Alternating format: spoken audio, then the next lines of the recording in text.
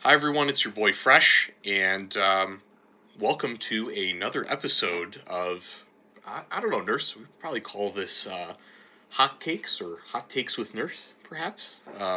Fresh's hot takes. Fresh's Hot Takes. We will have some art for this eventually once this all comes together. But welcome to episode of 2 of Fresh's Hot Takes. I'm joined here with NurseDude. And Nurse, yeah, feel free to kind of tell the audience a little bit more about yourself. Well, let's see. I'm a professional nurse. I worked in machining for a number of years in manufacturing with aerospace and a couple other industries. I liked off road. I was in the military for a number of years, Army specifically, and my name on many of the Discord servers is NurseDude. So that's me, and this is episode number 2 for us. So off we go. So, in a lot of recent years, the popularity of handguns and long guns has escalated to some very interesting levels. The sales have gone up for various reasons, as well as the different accessories that may be worn at the, let's say, the other end of the business end of that muzzle. And we'd like to talk a little bit about ballistic protection today, particularly body armor, the type that would be worn around the torso. I'm not terribly familiar with all this stuff. I've only seen murmurings on forums, Nurse. But if you were to try not to be terribly pedantic here, which sometimes I am, and sometimes I rally up a little bit here, what would body armor be exactly, and who would typically use it in this case? I would qualify body armor as the seatbelt to your car, whereas body armor is that to firearms. It's that kind of safety net, and I personally see it as kind of like that idea of wearing a safety belt or wearing a helmet while skateboarding or something. It just adds that extra level of protection that you might want or need. Um, I have been to ranges before that I wish I had body armor on because they were not the safest. That, or perhaps maybe you're taking a class and you want to be a little safer because there's some inexperienced people there. You might potentially wear it. Or if you're going in places that you shouldn't and you might need to. Let's just say it that way.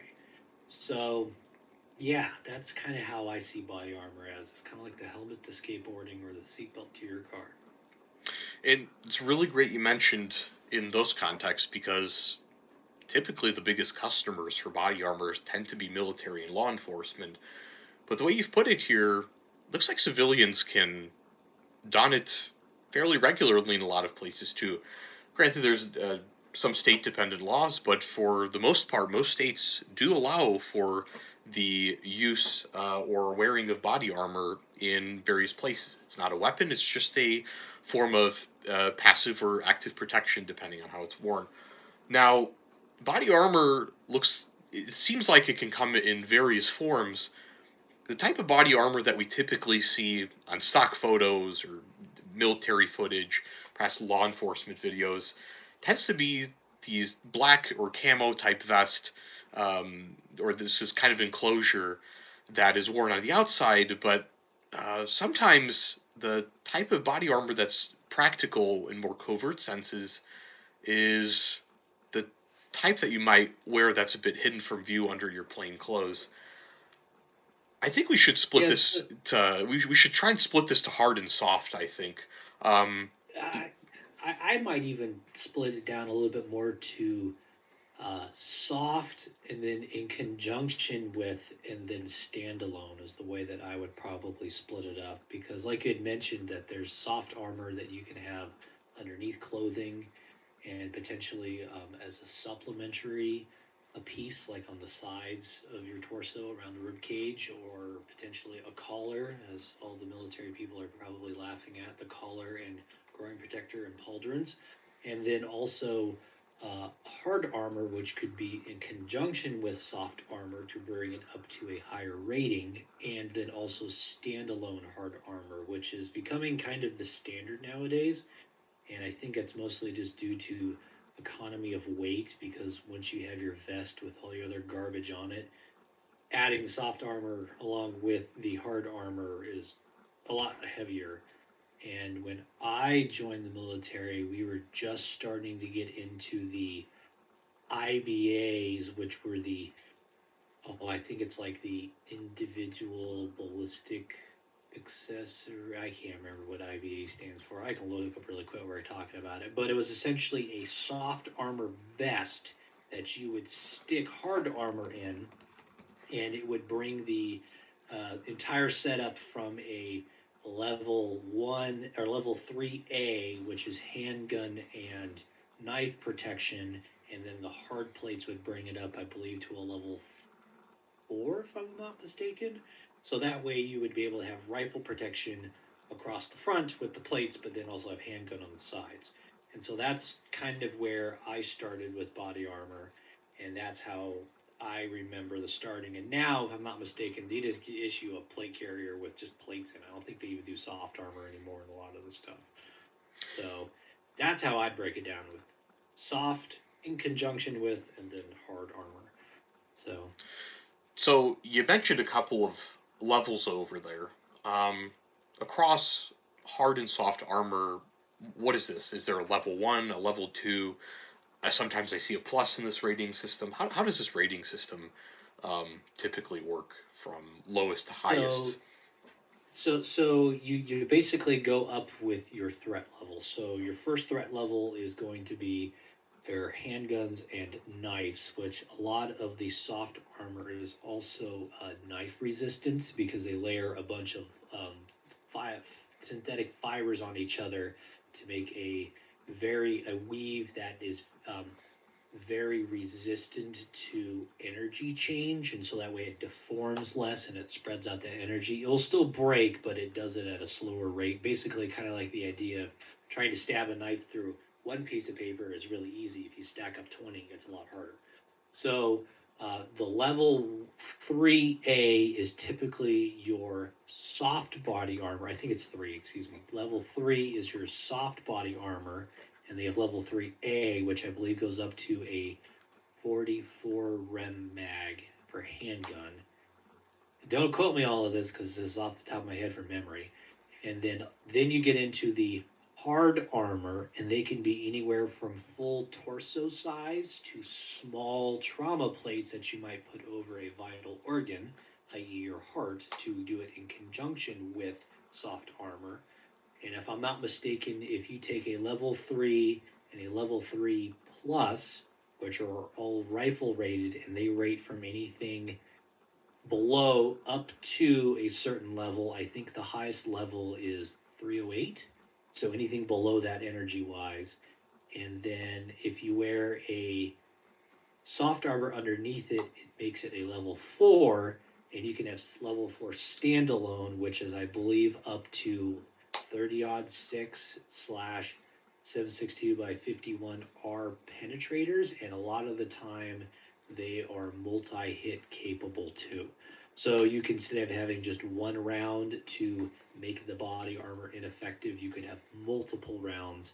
And it's all dependent on location, where it is, and the angle that it's at. But you can get potentially get multiple hits in order to have that body armor rendered as ineffective versus just one. So let's If that all makes sense. yeah, so it does make sense so far. Let's test to see the accuracy of that here, just for a sec off memory, because that does sound right. It sounds very specific. Level 2A says 9 millimeter, 40 Smith and Wesson. It gives some velocities and grain weights that this was tested at, so that sounds about right. Level 2, 9 millimeter, 357 Magnum. Okay, and it gives some velocities, bullet designs here as well. Uh, and then we look at level 3A. It does talk 357 SIG, something that we will talk about in a later episode, actually. And yes, 44 Magnum, just like what you said. Some bullet designs listed. Level 3 rifle. Also, you got that nail on the head. It gives a M80 ball projectile, 147 grain, at a muzzle velocity of 2780. So wow, these were tested at point blank potentially. The plus designation apparently is not an official NIJ designation, so that's interesting. But I bet that will be part of the lingo at some point as this armor becomes more popular. And then level 4, yes, looks like 30-06, 762 by 54. All right, so yeah, it looks like your memory is pretty good here, Nurse. But these, Hey, look at me. yeah, I mean that's great. Now this combining of different types of armor does raise a couple of interesting ideas when it comes to um, I don't know, different missions or engagement, perhaps, whatever that means in a civilian context compared to military. It looks like in this case, you know, some kind of softer body armor rated for handguns that's a bit more covert and close quarter is easy to don, seems fairly lightweight, and then you could, you know, once you get out in the field or the sandbox, so to speak, you just put on your hard armor and you get that extra protection with maybe a little bit weight if you want it to go to a slightly lower rating. So that's a very interesting how you put that, Nurse. Now, what are the different kinds of shapes here? Sometimes I look at the different types of armor. We'll kind of go into the buyer's guide portion of this a little bit, but I'm seeing all these different shapes of this type of armor for different applications. When does that come into play here? So it also affects these. So you can get steel plate armor, which is AR 500 Yeah. or AR 400 armor, and that's just really dense steel. So that way it's using the density of the material as the stopper as opposed to the energy dispersion of it.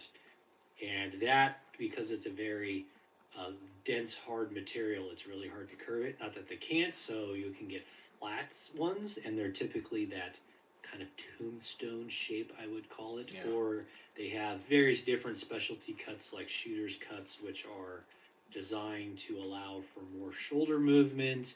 And you have swimmer cuts and all sorts of other stuff. They're typically tombstone shape, or they're square if you want to do side plates or a trommel plate. And then they have single curve plates, which up until recently, and I mean recently, probably like in the past 4 or 5 years, level 4 plates were only single curve, and they have that curve across the vertical axis, so that way it's more comfortable across your torso. And then traditionally, the level 3s and now 3 pluses were multi curve, meaning that they have curves across two axes, up and down, left and right, so it's more concave. Yes, concave. So that way it kind of wraps your body a little bit. And even now they have like super multi curves that have, a little flare out down at the bottom. So that way your abdomen isn't being pinched by them down, and they kind of, shape against your pectorals a little bit better. And so they have all sorts of stuff. I mean, it's kind of the money's no object phase that we've hit now in a lot of that stuff. So generally speaking, a multi-curve regular sappy cut's what you want to go for, because it gives you the most bang for your buck, and it's probably going to be the most common thing to find too. And a medium because that covers most of the bases, unless you're like a really tiny guy or a tiny lady, like you're 5 foot nothing and you're 120 pounds soaking wet. Probably want a small or extra small. Or if you're on the other end, 6'5" and like 300 pounds, probably want a large or an extra large. But generally speaking, a medium covers most bases. I'm 6'3" and 175, 180 pounds. I'm a little bit more wiry, and a medium fits me great. A large is just a little too bulky. So that's where that kind of lays in as far as size is concerned and shapes. So, It yeah. it sounds like physiologically, though I'm my morphology is a bit different. Probably medium would fit me just fine as well. So that actually does Oh simplify yeah, well, sizing. Yeah.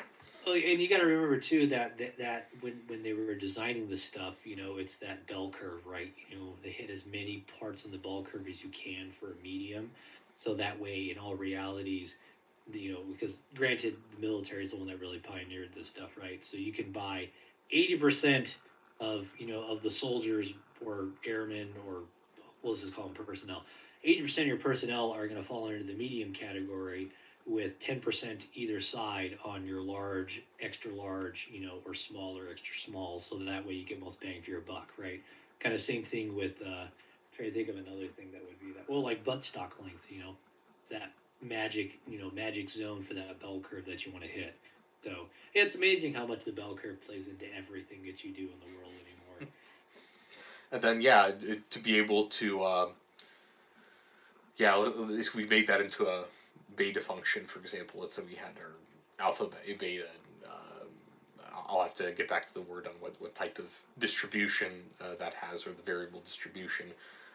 With those different cuts that you mentioned, even if you fall at a certain edge or standard deviation, you'd still probably find something that would fit you and your preferences anyway, which is kind of the wonder of this particular market, which is pretty cool.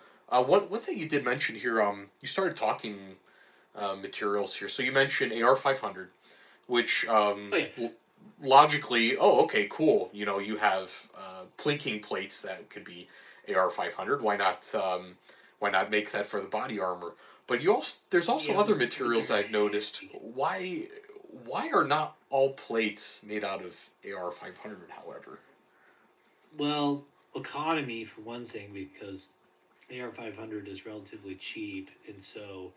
But the downside is that it's extremely heavy for what it is. If I'm not mistaken, it's like almost twice as heavy as the comparable ceramic plate. And then on top of that, just due to the nature of how steel is when it's hit with a very fast moving, softer, in the relative sense, projectile, it likes to spall, meaning that the round essentially splatters and spreads across the material. So that's why they have a lot of bed liner on it, and so that's why you could potentially have a issue with spalling. Granted, a lot of the more modern stuff is solved that, but it's heavy. I mean, you pick up steel targets; they're heavy. Imagine wearing two of those on your front and back all day long. That, and also they trap a lot of heat too, so they're really uncomfortable in hotter climates too. So, or if you're cold, they sap the heat away from you because they take up a lot of that's not conductive. That's not convection. It It's is conductive. Yeah, there's conductive heat conductive. involved. Yeah. Yeah, conductive heat going across it to be able to, your body warms it up. And the same could be said for ceramic, but ceramic plates are a lot lighter weight, and also they are far better conductor. Thank you for reminding me. They're a far better conductor, and so they warm up a lot faster, and so they're actually using less energy to warm up, so you're not as cold or as hot as long. So, yeah. And the spalling thing is just this just in the radial direction, or is it kind of in the direction of impact as well? From what I remember, it is mostly in the same plane as the surface that you're at, or the surface that it's hitting. I don't think it's in a full radial, but radial in the sense of that it is in a complete 360 from the point of impact, but it doesn't dome out, if I'm not mistaken. I believe it only goes in the same plane that it hits. So if it hits at a perfectly right angle, it's only going to go down on that flat surface and spall out. But that flat surface could be, a couple inches from your face too, right? So that's one big downside of the steel armor is that it does have that spalling. Granted, the modern stuff has that bed liner material on it that traps a lot of it, but it's really heavy. I mean, like I said, pick up steel targets. They're freaking heavy, right? Hmm. So yeah, in the ceramic, while you do have some chances of spalling, it is a lot lighter material, so it retains a lot less energy. So if it does spall, it's not as potentially harmful compared to the steel. Gotcha. Yeah, there seems to be some dissipative mechanisms based on how soft or how hard that material is upon impact. Now, this leads me to some interesting here. So, body armor could probably take multiple impacts, but is there a rating system of some sort or some kind of guide when it comes to multiple impacts in the same zone, however unlikely that might be in a stressful situation?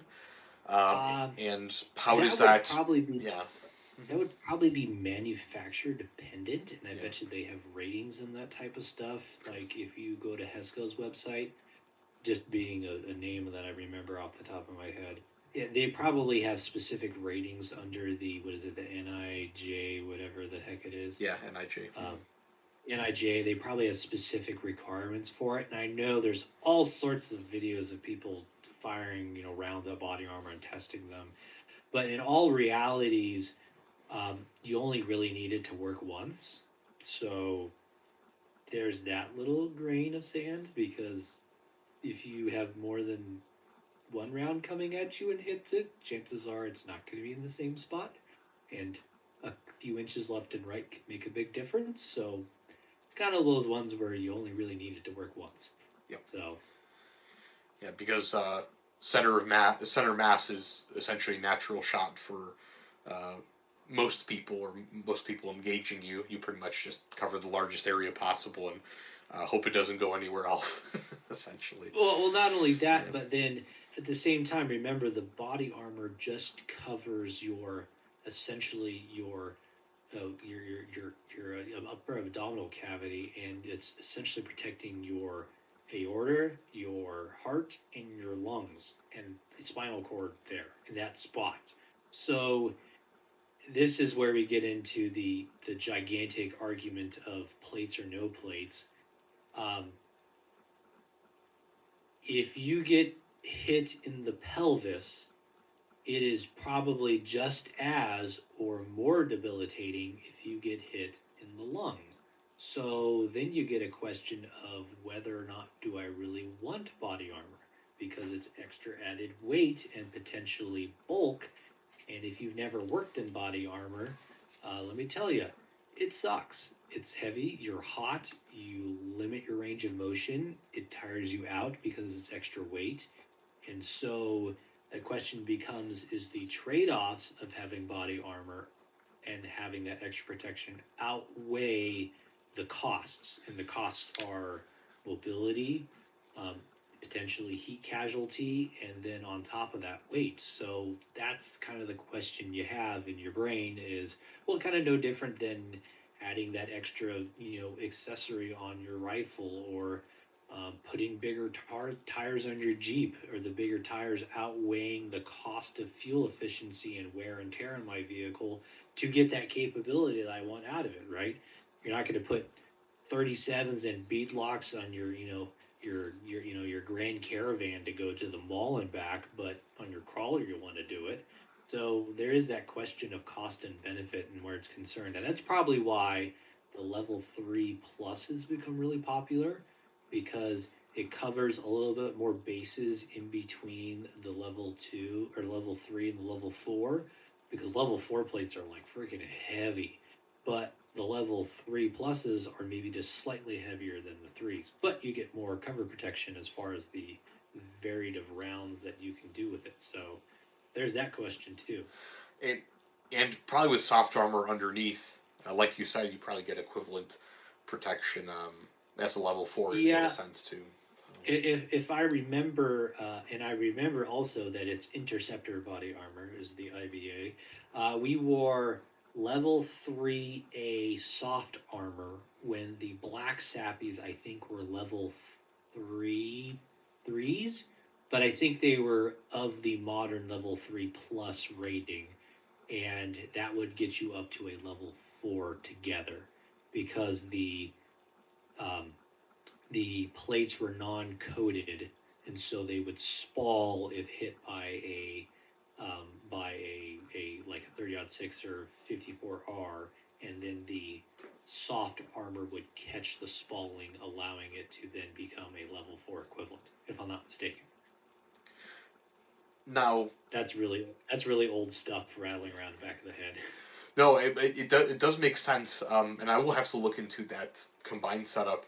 But definitely the point on whether or not to wear it at all. I'm glad you brought that up. That seems to explain why Mike or Mister Grantham hasn't been wearing his body armor lately since he left the Air Force. Isn't that Yeah, interesting?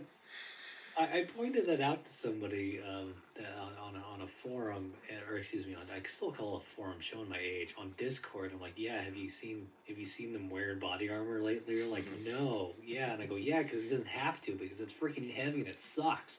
So the reason why he wore the body armor because he had it, right? Not because he wanted to.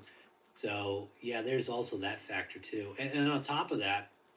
Uh, ask any of your, if you have them, friends that ever done recon stuff that were in the are in the military. They drop armor a lot of the time because it's heavy and and cumbersome. And if you're not realities, let's pretend we're in the world of a for that stuff. If you're not planning on having contact, why have the extra weight with you? Because in all realities, it's just a burden at that point comparatively. Probably that extra risk.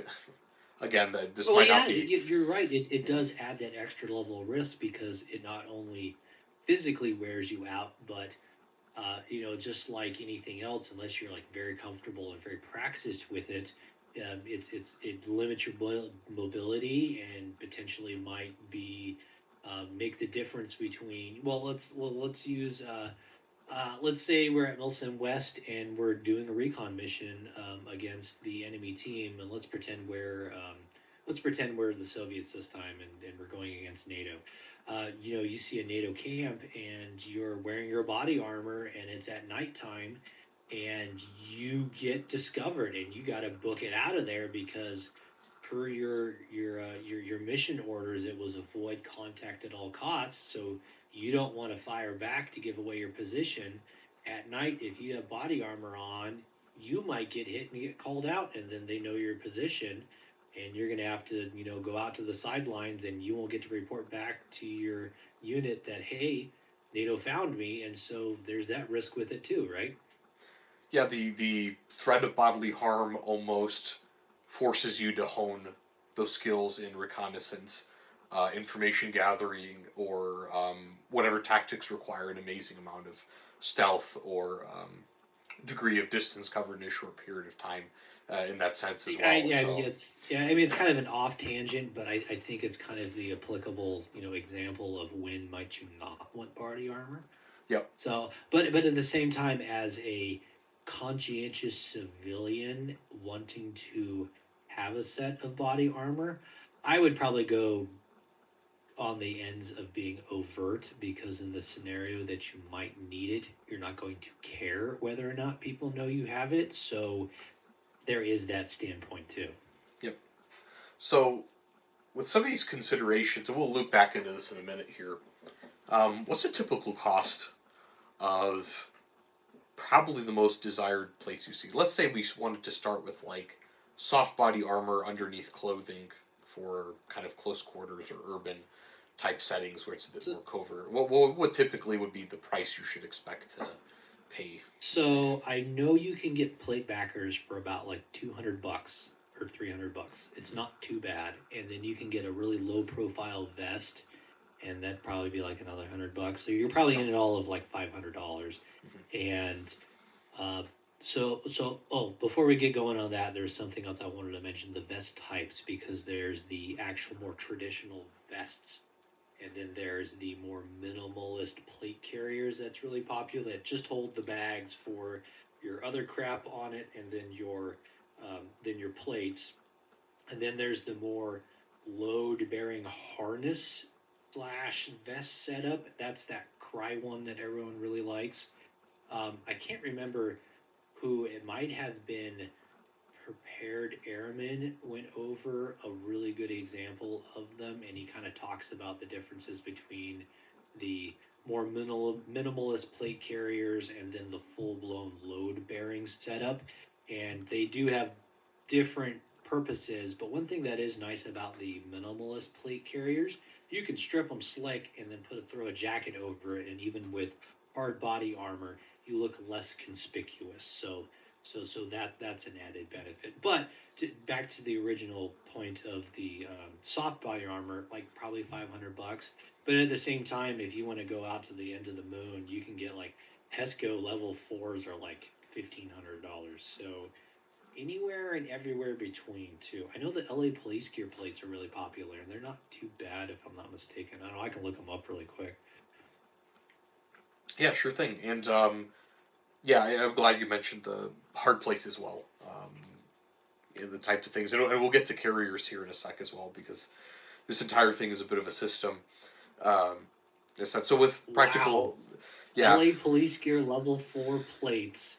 Granted, these are the ones with the UHMV, which is the ultra heavyweight plastic stuff. yeah, So they're ultra probably high a little molecular thicker. weight, I think. Yeah. Yeah, I can't remember. I just know UHMV. Anyways, um, those are a little bit thicker, if I'm not mistaken. They're going on sale right now for $120 a pop. So that's pretty nice. But at the same time, they're probably a little bigger. They're probably a little heavier comparatively, right? Yep. And these are 10 by 12s. So they're that kind of like in between size. Yeah, they're an inch and an eighth thick, which I think is about an eighth or a quarter inch thicker than some of the higher end stuff. Oh no, it's actually PE. It's polyethylene, not UHMV, and they're 6.5 pounds. So That's not bad at not too all. bad actually. That's Yeah, like it's not too bad at all. it's like an empty rifle basically. So that's kind of nice. And then your Yeah, backpack is going to be much heavier than that anyway, so that's not too bad. Let's talk. yeah, it comes with a 5 year shelf life too. That's pretty good. Yeah, because probably moisture is slowly causing moisture or UV probably causes some deterioration depending on training for some of these. But that, Yeah, well, I do know that and this is purely just from the synthetic winch lines on off road stuff that mm, the a lot of the synthetic materials are highly sensitive to UV. So um, and even so, I mean, you still get UV penetration through a through plastic or sorry through the nylon stuff. So, over time, that length of UV is probably the 5 year exposure versus out in the sun for a month comparatively, right? yep. Yeah, if anyone's curious about those particular ratings and different protocols for certain consumer or industrial grade products, any kind of um, QUV rating or controlled document for that's publicly made available, that kind of gives you an idea of what some of that testing looks like in case anyone's curious. Um, Yeah. Well, not only yeah, that, but it sets the standards for the ratings too, right? yep, yep. Some of these will be ISO, ANSI. I think we use ANSI standards at work. I'm not going to give too much of that away though. Let's talk carriers here because you might have integrated soft armor like Kevlar. You might have your plates, but you have to put these in a kind of system. And goodness gracious, there's so many options. I cannot begin to start for. So let's say for somebody green like me, when it comes to plate carriers themselves, what is the purpose of them exactly, and how do I go about selecting a appropriate plate carrier and plate combo? So the first one that I would probably have to ask myself is what is my goal? Is my goal to just have a set of stuff that I could wear and I feel like I need to be more secure with my surroundings? Or is it something that I want to go do Milsim with? Or is it something that I want to potentially have as a grab and go in case something were to become awry? So that's what I would probably ask is what is my goal for this? And that might direct you in a little bit different areas because if you wanted something that is a makes me feel more secure if I have to, uh, let's say you live in Baltimore and you have a work conference downtown that you have to go to that you are unable to wease your way out of, and you got to go downtown and you just do not feel comfortable without having a little bit of added protection. If you set up for that, versus a I'm going to Milsim West and I want to play NATO as Germany is going to be totally different. So that would be my first question, and that would probably direct you towards the type of armor that you want, type of vest or carrier that you're going to go with, the added supplements to that, whether that could be potentially side plates or it could be a trauma plate. And then going from there and then probably doing your general research. But I would still break it up into kind of the three separate ones being the consumable soft armor, the super bare bones, two bags, two shoulder straps, and a cummerbund for your plate carrier, and then your actual load bearing harness that somebody that would probably be working day to day in it that needs to carry a bit of gear and be more comfortable with it too. So those would be kind of the three general realms that I would classify as at. And quite frankly, the middle one is really nice because you can strip everything off of that plate carrier and you could potentially be a little bit more incognito with it. Or you could beef it up a little bit, maybe do a rigid cummerbund and some heavier padded shoulder straps, and you could press it into the more load bearing area. So I personally have a Faro Concepts FCPC1, if that tells you how old it is. And that thing's been awesome. I can strip it slick and I can throw it underneath a jacket and it just looks like I have a little bit of bulk. Or I can throw my chest rig on it because I'm a fan of swift clips, so I can just swift clip my chest rig into it and I got a full setup. Or I can ditch it all together and just run my chest rig too. So that's what I typically like.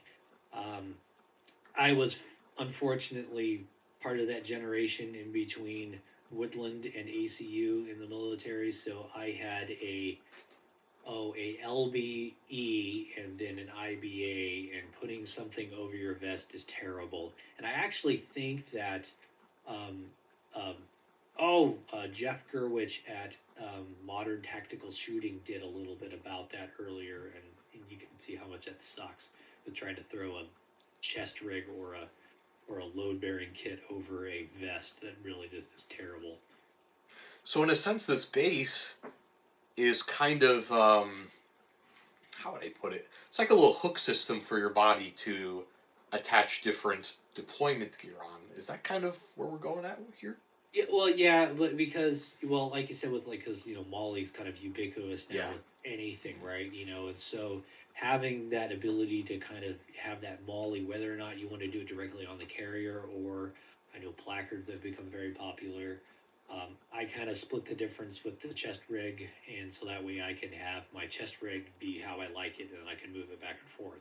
But with that being said, though, having Molly to be able to put on your med kit, your other stuff like that, um, quite frankly, I would have liked to been able to carry a little bit of a, I'm going to call it just a utility chest rig when I worked at corrections for a while to hold some of my stuff, just because it was readily accessible.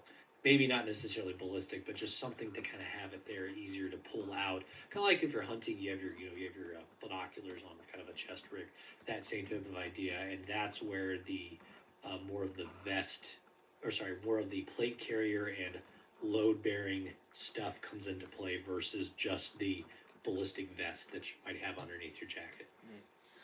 So you may not need to have these dedicated rigs exactly. You may be able to have a system that's based off of one particular skeleton, and you can take it on and off as needed.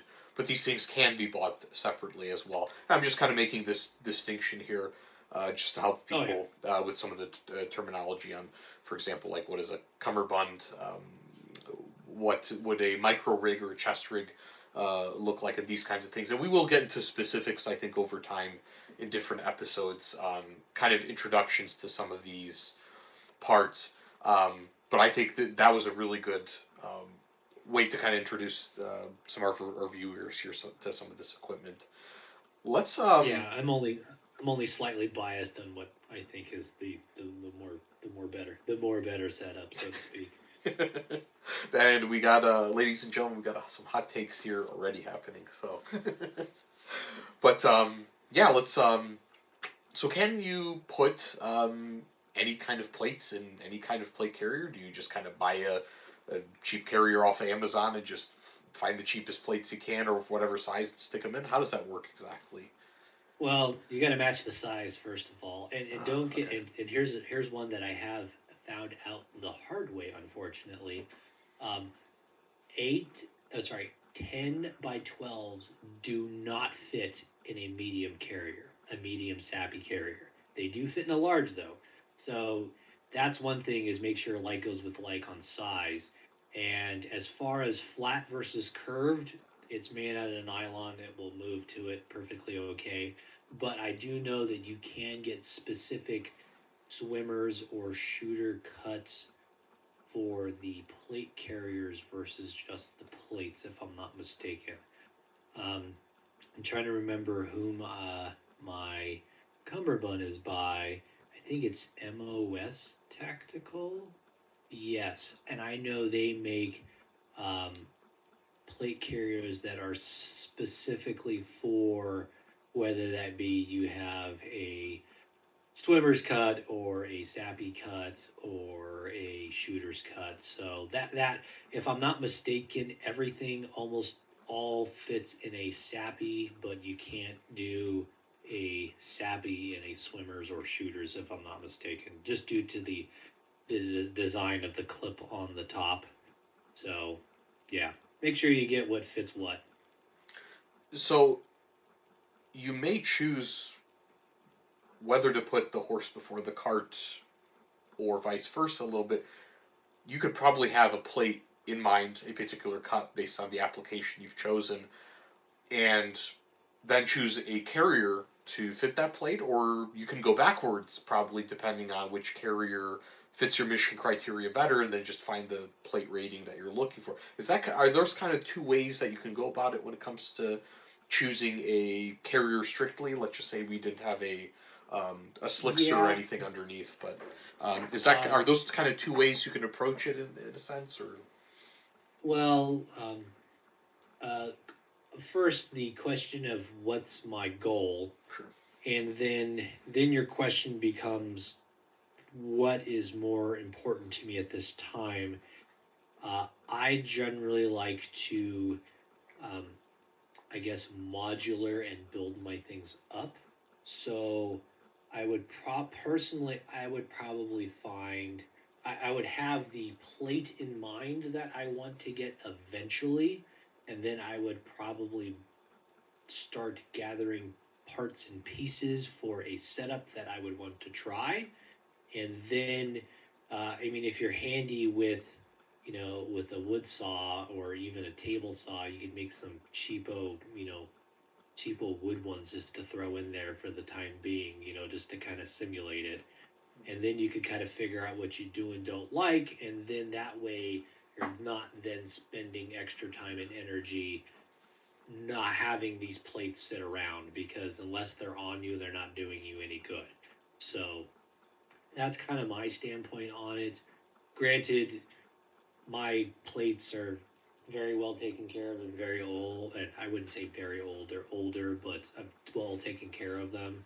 So the ceramic itself doesn't go bad, it's the nylon that goes around it. So, in all realities, you kind of pick and choose your battles. Personally, I think the battle of figuring out what you like in a setup and what you need is the more important and harder thing to figure out than necessarily the do I buy brand A or B plate? Because in all realities, if they're rated, they should function all the same. Mm-hmm. And to your point on trying different setups here, how many iterations, if someone's really serious about trying these things, how many iterations should someone you think go through getting their first plates before they really get comfortable with the setup, or setup for or mission specific setup for their rig? I don't think it doesn't. This doesn't sound like a buy once, cry once, or the best plate wins type of thing right away. I don't think people get it right the first try. No. Um, not only do trends change, but needs and wants change too. Mhm. Um, I don't know. I will think about this if for the car guys, how many, how often you said, "Oh, it's finally done," and then you like freaking go out and buy a bunch of parts and change everything, right? So or your rifle for that matter. How many iterations of your rifle do you have? I kind of see it always as a continuous improvement thing. Here's an example. I just moved around some of the stuff on my setup because I finally found a used Justa pouch. And I really like that idea. And so I moved because I typically carry my med kit on my right hand side. Um, and I moved that down to a dangler, and I put a Justa pouch there, and I added one extra magazine because of the Justa pouch, and I so now I have an extra mag, and I move my stuff around because I found a deal and I liked the idea, and so far I like it, and so you're constantly kind of changing and adapting and modifying and stuff. So, and that's one thing that's nice about the Molly pouches too, is because you can swap them out really quickly. I don't know about you, but I got a big Tupperware bin of a bunch of spare pouches that I can swap in and out for things that I want to do or change. So And there's that organization again. Find these, yeah, well, yeah, you know. not only that, but I mean, you trial and error, right? That's one thing that I really have to stress. I mean, well, it's not only that. So let's say you're at work and you work in accounting and you get a new accounting program. You're going to sit there and play with it for a few weeks before you do the month's books on it, right? So because you don't want to sit there falling flat, figuring out, oh crap, I don't know how to sum total this line on this new program, and books are due in a week, right? So you're going to play with it to figure out what you do and don't like, and same thing goes for a lot of stuff. So it's that continuous improvement, trial and error stuff, right? Yeah, absolutely. What kind of brands for dedicated plate carriers do you typically recommend? I know you're using Faro concepts, and those seem to be pretty popular. You know, I see the Slickster being advertised everywhere. What are some typical brands that would work well for a beginner or somebody a bit more discerning? Let's just say. Not Chinese made cheap stuff. How about let's start Fair enough. there? Well, but with that, I mean, I don't know if they're still in vogue, but the SKD plate pig carriers were really nice for a while. Trying to think of other ones that were the it's not Eagle. Oh, it's Condor, they also maybe. made well, Condor is kind of like that, like on that verge of cheap stuff, but Uh-huh. still has decent quality. So, and another thing too is that you could buy something used. I think uh, Lucas at T Rex did that, where he bought used stuff, and it worked out great for a turnkey setup. So, I mean, and on top of that, I mean, I'll fully admit I bought cheap stuff to experiment with, and then I found out that I do or don't like it, and then I, sell it off of a tax swap and buy something else. So I don't know. I would probably say to not get fixated on the brand name, but perhaps more so on the perceived quality of it, because I think it's trying to remember. Hops really likes the brand. I think it's Defense Mechanisms. I'm trying to Google it right now. They have. I've bought a few things, not medicine. Sorry, I'm screaming at my Google search here.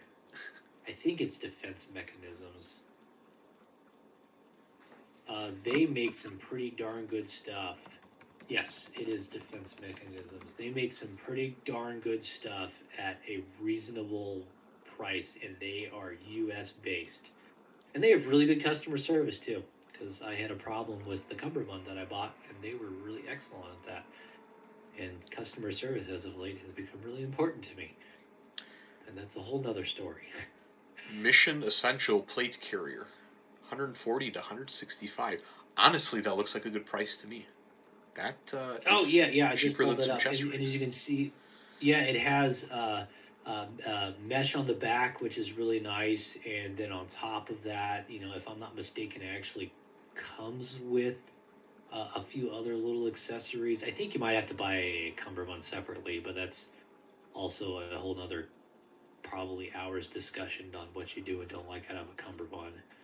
So Do you I would agree? recommend. Required. Yes, I understand cummerbunds are sold separately. It's even in there. Oh, That's does funny. it say down at the bottom? Yeah, it does. I just clicked on it and said, "Ooh, I like their little patches on there too." And they got that thing like totally decked out to the moon too on that Yeah. picture.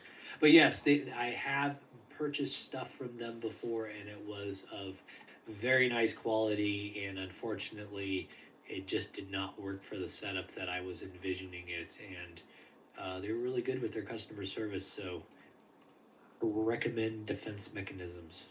Awesome. Yeah, I will definitely give them a look.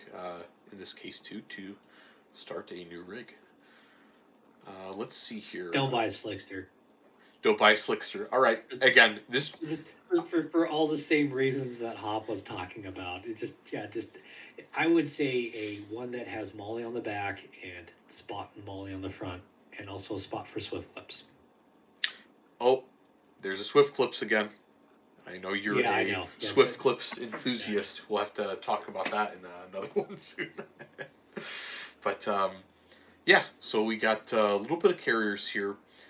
You did talk about your setup a little bit. We have a couple of different places to buy. I will probably just do a quick plug there, I suppose. Eventually, we're gonna have to charge for entire. Where are good places to buy when it comes to just a selection of different accessories that you'd have for your plates, or if you wanted a good selection of Uh, plates, what are typical sites you maybe let's shop see. for? I typically go direct to the manufacturer. The Okay. places that I have always been, I've found ATS a very long time ago. I like ATS. Pharaoh, pretty good. Some of the Spiritus system stuff I like. Some of the things I don't. Um, not to get too far into it, but my mother quilts, and I grew up sewing, and so I'm very critical with seams and sewing and stuff. So on that fact too, I end up modifying and making things too that I find that I don't like. I'll get my wife to sew something up for me when she's willing. But with that being said, ATS ESS TAC is good. I like their quick mags. Um, SKD always has stuff of varying different brands. I'm trying to think of other places that I've bought from in the past. Trying to think off the top of my head. Oh, First Spear, I've bought stuff from. Blue Force Gear, I've bought stuff from. Um, I bought stuff off Milspec Monkey. Um, um, ATS, I've bought stuff off from before. Tactical Tailor. Tactical Tailor is another one. I actually turned one of their older style demolition dump pouches into a sling bag with shotgun shells in it because they have little elastic lips on the top of it, so that way things don't come back out that you can put in. And it works very nice for a shotgun setup. So I have loose rounds in there, and with a couple um, cards on the side of it, velcroed onto it, so that way I can yank a card if I want, or I can go into the into the actual bag and load rounds individually. There you go, guys. There's a three hack for you three gunners out there. Oh, yeah, well, that or hunters too, so that way you can have a sling bag instead of trying to carry out this real really weird pouch. Yep. So I don't know. Like I said, I wind up using things that are not meant for something and using it another way, and it works out really well. And it's again one of that willing points to experiment and try things, right? Yeah, absolutely. And with this trying thing, so you were talking about restless AR syndrome, restless Forerunner, restless Jeep syndrome. Um, Oh yeah. there's a little bit of messaging there. Or perhaps some signaling with some of your analogies for off roading. Let's talk about that for a sec, actually. What even constitutes off-roading? Is a little trip over some curbs in the mall, is that off-roading? Is you're mud Uh, bogging on it, your friend's it's property? What is it exactly? it's whatever you kind of want it to be, but as far as the style that I enjoy, I really enjoy the more rock crawling type stuff, and then I would probably call it. I'm not going to say the dirty O word, but I would call it adventure camping. Hmm. So, um, whereas I like kind of going out and exploring, and finding a spot, popping up for maybe a day or so, and then headed home. That's kind of the camping that I enjoy. But as far as the more, I would call it dedicated wheeling stuff. The more challenging routes and everything else, that's definitely I go specifically for that trail or that obstacle to try to go up in the crawler. So, but I mean, if um, you want to go out in the pickup and go on the dirt roads in Forest Service, I mean, I can't tell you that's not off roading, right? So, Yep. If anyone sees kind of the three-letter acronym OHV, uh, type off-roading or OHV wheeling, typically the trails marked with that kind of thing. If you take your daily and enter those, I perhaps can perceive that as your moderate to advanced off-roading in a sense in various states. Um, let's talk about the different types a little bit. You mentioned rock crawling. So if you wanted to do a little bit of the rock crawling type, what would be good states or different parks that have kind of that typical picturesque dry type of rock crawling that you would normally see? well, Moab's a really big one, but Slick I rock, would yeah. probably say in yeah, Slick Rock and Red Rock. In general, I would probably say that if you're on the East Coast, you're probably going to have more dirt and forest trails. And if you are on the central area of the country, Rockies and West Coast, you'll probably have more rocks in general. That's not to say that there aren't rocks out east. Um, from what I remember, there is Windrock Off Road Park in Tennessee that I've been to. There's also a place out in, I think, Maryland or New Jersey, and I cannot Rush Off Road. That's the name of it. Rush Park out there. Um, there's a lot of swampy stuff down south. Up north, you get snow wheeling, which is one of my favorite things to do.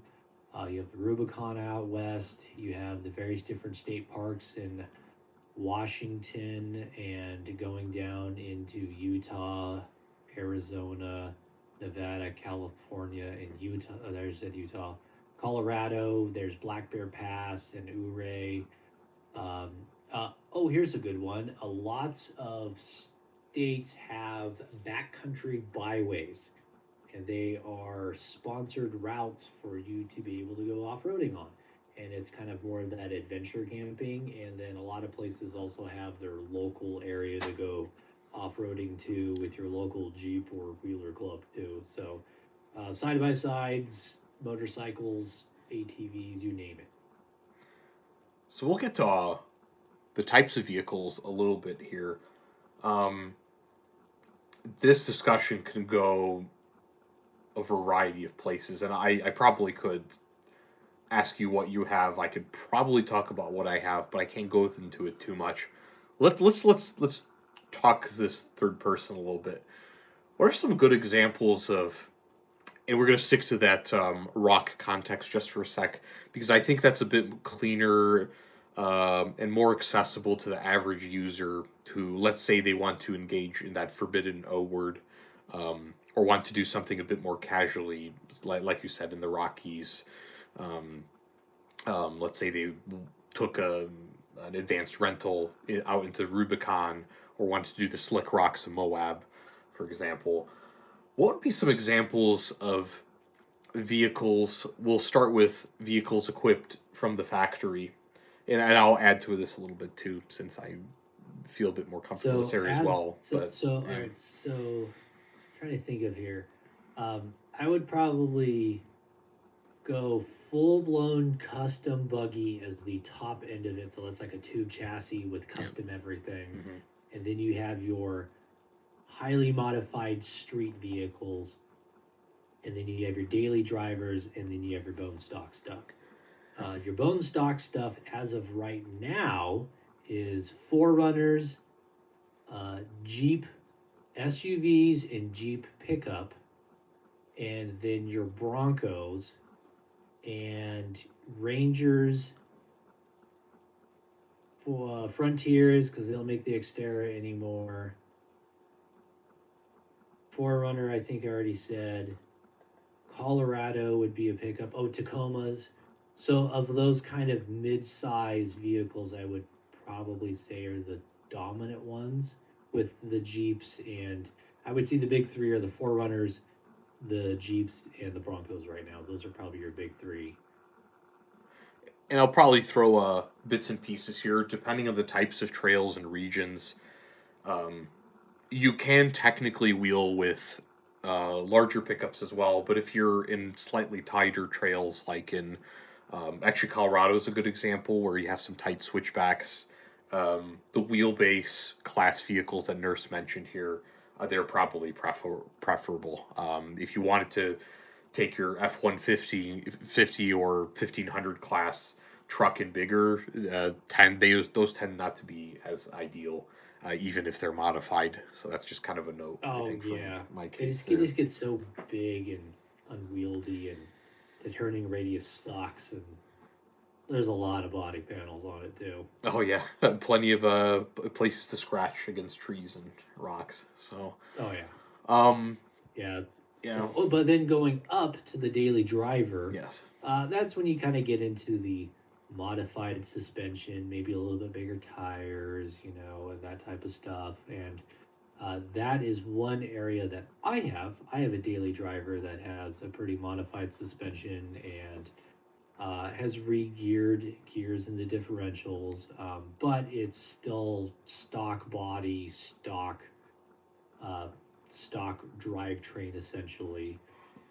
So that could be like a Jeep on 35s, or you have a Forerunner with a suspension lift, or a Tacoma on a suspension lift, a body lift, and 35-inch tires. So kind of stuff like that. You throw on bumpers and things like that, and then probably moved up into the highly modified area, which I have one of those. That's a it really sucks to drive on the road, but it's really great on the trails. So that one, I have one of those also. It's got a completely custom drivetrain. It's got 37-inch tires with bead locks. It barely goes 60 miles an hour, but it can crawl up anything.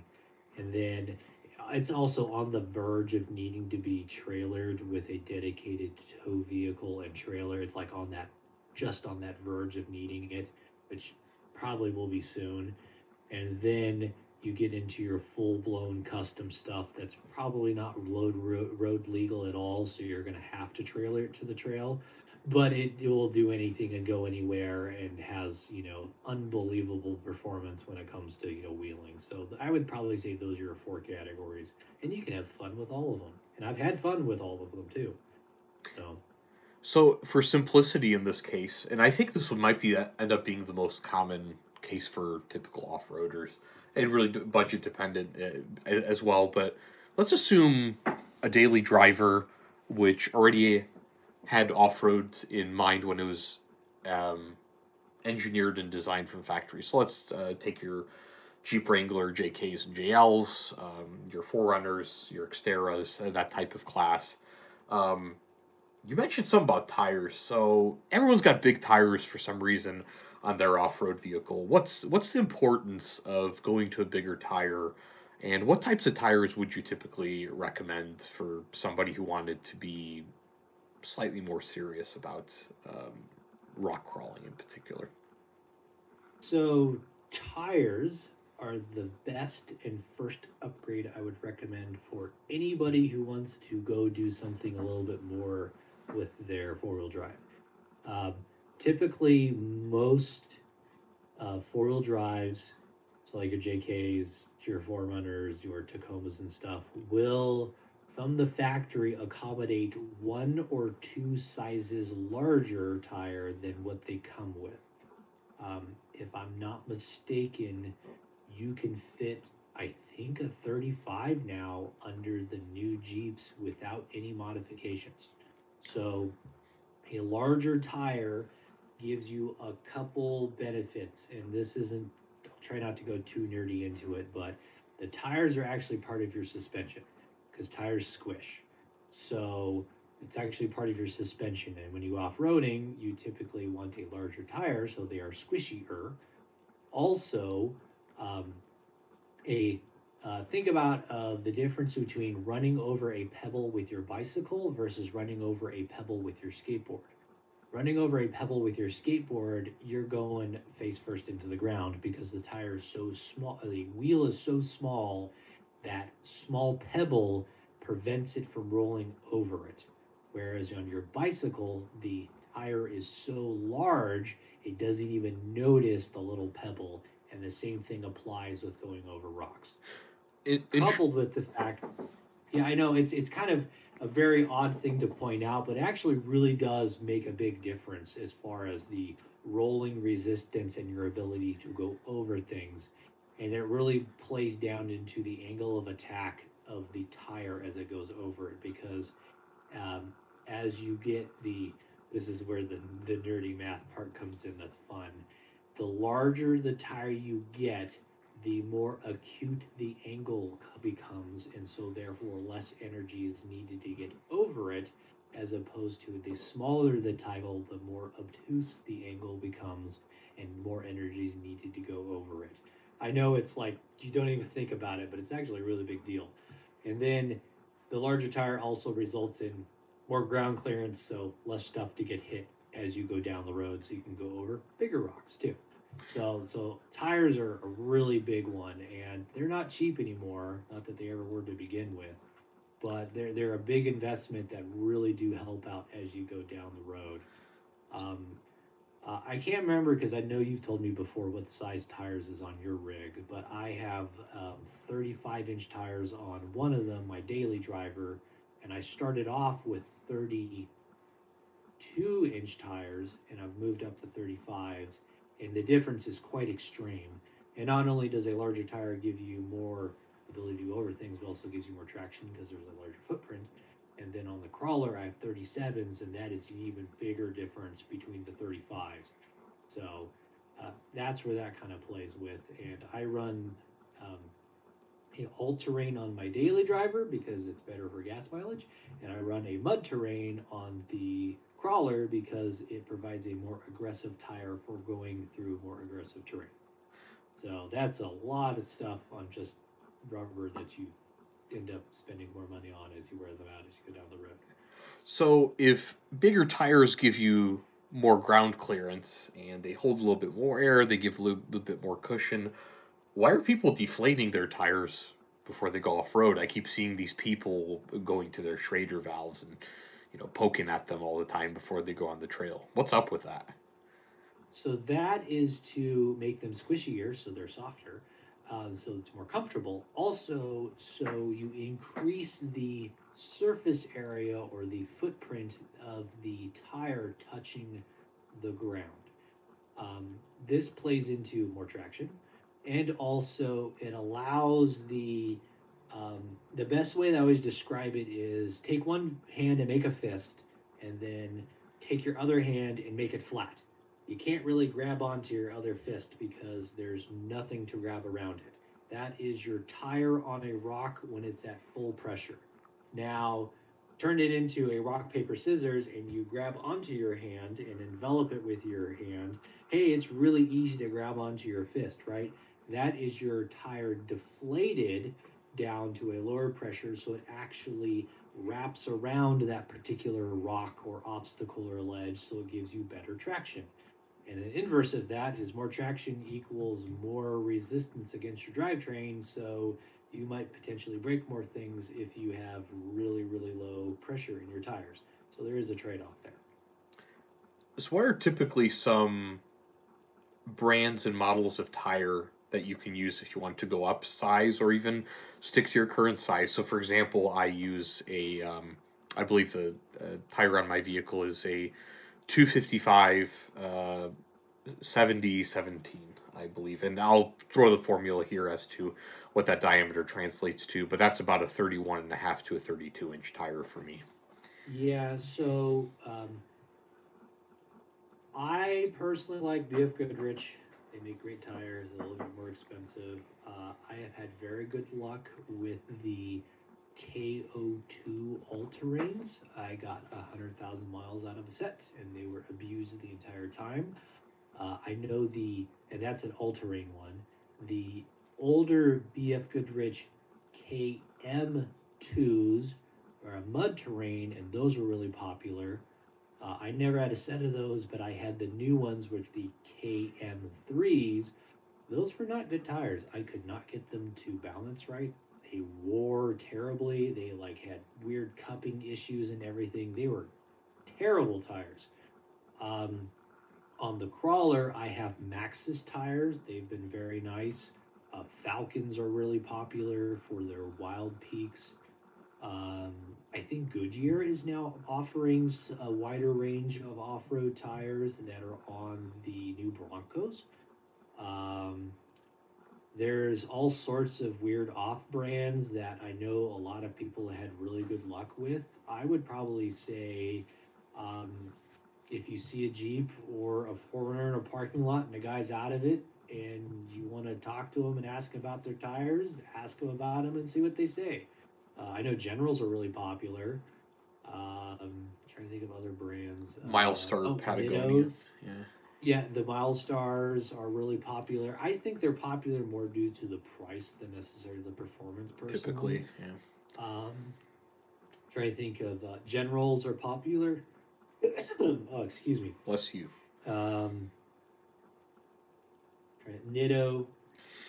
Yeah, Um, the Nitto. I probably have something on the Nittos there. I have I had a secondhand. set. Yeah, go I for had it. a set of Ridge grapplers. Those were very. I would say that those would be fantastic tires for a all-around vehicle. The Ridge grapplers. The Trail grapplers are really popular snow tires. Um, so are the Super Swampers, which those are like super specialty tires.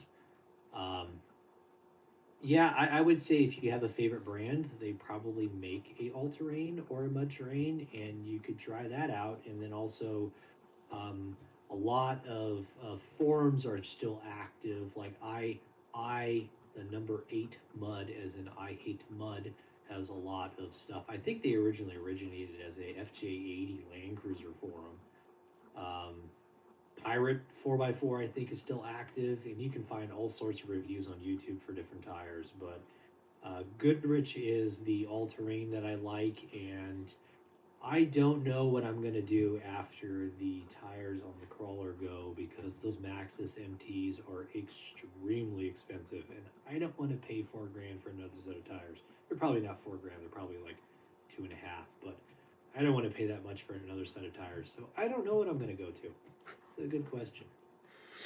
I could probably say only from the secondhand experience thus far from a family member's vehicle that the Ridge Grapplers were a pretty good experience so far, and I think they have about 30 or 40,000 miles on it, and that's probably going to be so. The stock tires I have on my vehicle, I already put about 100 and something thousand miles on them, and I'm probably going to try and go with those in my case, just out of familiarity. And that's about it. However, Oh, you've seen a lot more and tried a lot more tires otherwise, though. So I'm yeah, open to any and the suggestion. really nice thing about the modern tires is that their compounds have gotten so much better that in all realities, you may only end up buying 1 or 2 sets of tires for your vehicle's life. I mean, some of the stuff has like a 50,000 mile tread warranty on it now for off road for MTs. So it's like just unbelievable, some of the warranties they have now. So I don't know, do your research, find what you like, and there's always a market for used tires if you end up not liking them, which I have bought and sold tires used, and If you do your due diligence with inspecting them and making sure that they are indeed in good condition and of quality, you could probably do relatively well buying a used set of tires. And if they're rotated properly too. Yeah, that's another one. Make sure you rotate your tires. It's like you when you clean your rifle. I don't understand where this trend of no cleaning rifles came from. You clean them to inspect them for damage and wear too, not just to get the gunk out. Same thing with rotating your tires. When you rotate your tires, you inspect the tread to see whether or not you might have an alignment problem or a part going bad, like a ball joint that could potentially shred your $300 tire, right? And also, if you don't like your tires and you want to sell them, a discerning off-roader that might want your tires is going to look at whether or not those got rotated, and that might determine as to whether or not you may even sell those tires ever. Oh yeah, because pictures lie, right? Yeah. So, um, okay, people can simply go for bigger tires, right? Why do they have to re-gear then? What is this re-gearing thing? Oh, that's another. Oh, that's like almost as bad as like twist rates or bullet weights for reloading. Yeah. So theoretically, your vehicle's transmission, engine, tire size, and axle gear ratio was determined by all of the engineers for a certain efficiency at RPM for fuel. The larger your tire the go, the less power you're going to be able to transfer to said tires because of all of the nerdy math gear ratios. And you don't there's like this magic window of you can go so big before needing it. Either you're going to be dumping in way more fuel to get it to go, or you're going to have to be able to get re-geared for gearing inside the axle. And I would probably say that's at the more far end for the bell curve as your for stuff, because granted my daily driver's re-geared, but I did that more so out of desire than necessarily need. um, like I think a lot of the Jeep Rubicons come with a 410 gear set, and that's pretty darn good from the factory, and you can even run 37s on that. So if you have a daily driver, the likelihood of you being able to re-gear is pretty low. But if you want to get peak performance, it's definitely something. And like anything in the world, it's not cheap. So yeah, that's another whole argument to go around on that. Is if you want bigger tires, what are you going to have to do to be able to get it? Because I know that's something that you've talked about before. Is what do I need to get there? And you, I think, have a transfer case laying in the basement that will help out for that eventually, right?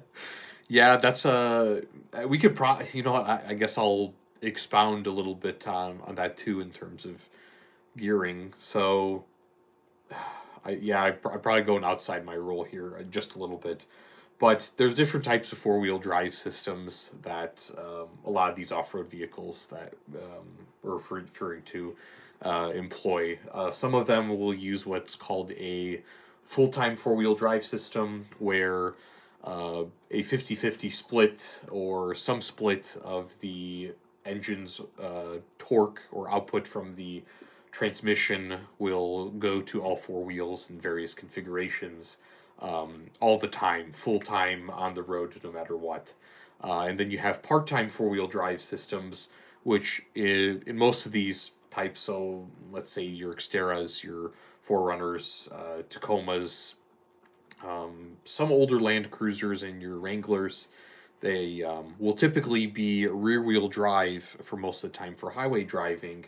But when you set it to a for high or for low setting, a pawl in the transfer case and um, set of dog collars, much like in a manual transmission, will engage a planetary reduction, which will either reduce the gear ratio or still give you your 1-to-1 and transfer power to the front axle to allow for a kind of locked setup.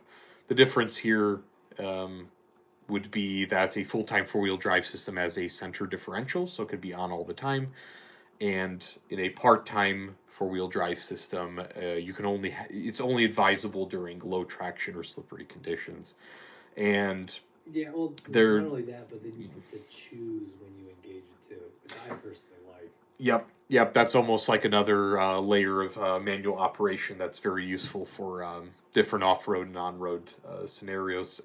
So there's a bit of regearing that may um, occur for the transfer case as well, depending on your the ratios in your transmission, the size of your tire, the speeds that you want to crawl at.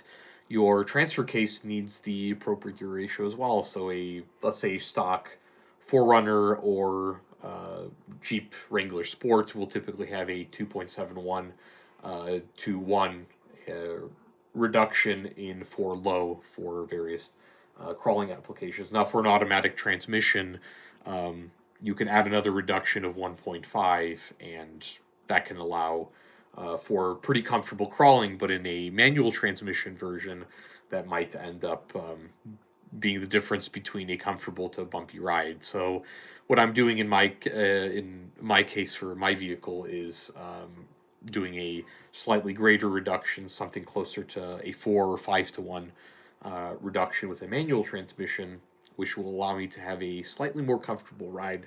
And we'll talk about transfer cases probably in another um, episode, but there's lots of aftermarket gearing and aftermarket transfer cases, such as Atlas, which makes 2 speed and 4 speed versions that could do all sorts of crazy things when it comes to And it's gearing in that case. big money too. Yeah. Oh my gosh, those things are expensive. It's like 4 grand for them, and Yeah. those are sometimes even used ones.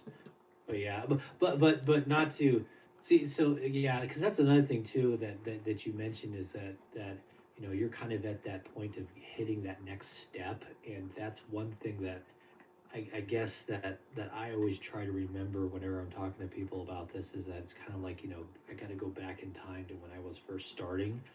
So like you said with tires, that's a really good first one. And then a next step that I would probably recommend would be getting rock sliders. Those are essentially just like step bars in the shape and form of them, but they're designed to be able to take hits from rocks when you slide into them and protect your door panels and stuff on the bottom. So your oh my gosh, what's the name of that? Your rocker panels. Yeah. Your rocker panels, so that way they don't get whacked and stuff like that. So It, that's the kind of progression that I would probably recommend. And then get into your suspension stuff, and then you can kind of figure out what you do and don't like, because there are times that you may only end up wanting rock sliders and bigger tires, and that's it. And then off you go and you have fun. Or you want to go all the way up to be able to do what I've done is solid axle swap and add a transfer case and have custom everything and be able to barely go down the road at 50 miles an hour. So yeah, it's kind of one of those ones where, like we were talking earlier, is you kind of grow and learn as you go. and so, in the case of suspension, you mentioned this is a key component I think we've left out here. So, all right, a stock JL Rubicon and maybe a Tacoma can accommodate 35, sometimes 37s, or maybe pizza cutters or something like that. So, why would you end up going with a? Why do you lift the vehicle then? Well, what's kind of the use for it off road exactly? Uh, Being able to fit said new tires sometimes because you need more room height wise, also more ground clearance so you can go over bigger stuff. But the other one that's really big is the actual distance of your suspension's travel. So that way you are able to have contact with the ground longer over a rock. So that way you're able to then transfer that energy down to the ground or said rock for a longer amount of time to have then more traction. So that's a big one, and suspension travel is a really big thing that you're always battling. And whether that be suspension travel that goes up or down is another really big thing too. And this is where we get into the big argument of independent front suspension versus solid axle, and there's merits to both, but ultimately a suspension modification allows you for more travel and or more efficient travel of your suspension to be able to have longer contact or more contact with the ground.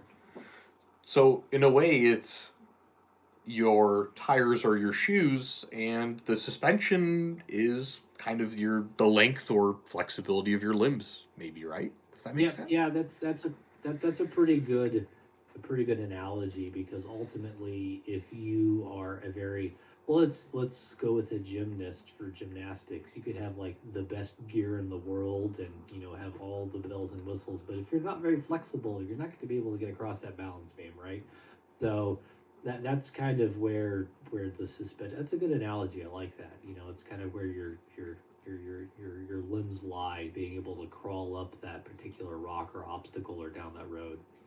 So, you guys, this has been, I think, a really nice rundown of a couple of this different things with plate carriers, and off roading.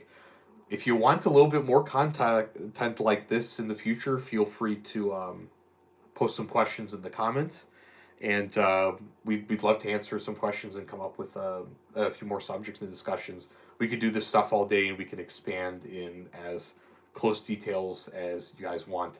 Um, Nurse, I probably just have one more question on the off-roading part. Where are you taking some of your vehicles next? What's kind of the next trip that you're gonna be taking soon, you think? Well, our old club from where we used to live is going to Moab in the fall this year, and I'd like to go out there to be able to do that. So I think that's going to be our next really big trip, and I'm debating which one I want to take, whether it be the daily driver or the crawler. The crawler would make for a really, really, really long drive, though. So I don't know. Really long drive in the cold too, because it gets actually relatively cold at Moab. So I don't know. Probably the daily driver, only because, well, that one doesn't have heated seats, but it's got a really, really nice heater in it. So we'll see. And I'm hoping sometime I can find some plans to join you in a little bit of off-roading sometime. Maybe there'll be a video vlog. I'm not sure about that yet, but we'll see. Um, Yeah, definitely. so for all you guys, thanks for coming on us over here with this little stream. I know this format is a little bit long, but I appreciate your um, patience here. And don't forget to like and subscribe. This is Fresh with Nurse, signing off.